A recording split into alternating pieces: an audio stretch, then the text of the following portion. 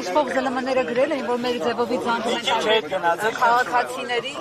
ասում են միացեք մեր ձևով շարժմանը, ասում են չենք ցանկանում, հետո SMS են ուղարկում, ասում են շնորհակալ։ Ժողովուրդ ջան, խնդրում եմ հետ գնանք մի քիչ։ Տարածքը այնտեղ բացվի ավելի հանգիստ բոլորս էլ կկանգնենք։ Նույն ձև հետ եք գնում։ Այս հարցին պատասխանը հարցը ինչպես է տեղի ունենում գրանցումը մարդիկ գալիս են 3 տարբեր ձևով սոցհարթակներով, զանգերով եւ գնում են մեր նոր բացված շտաբեր գնում են եւ դրա արդյունքում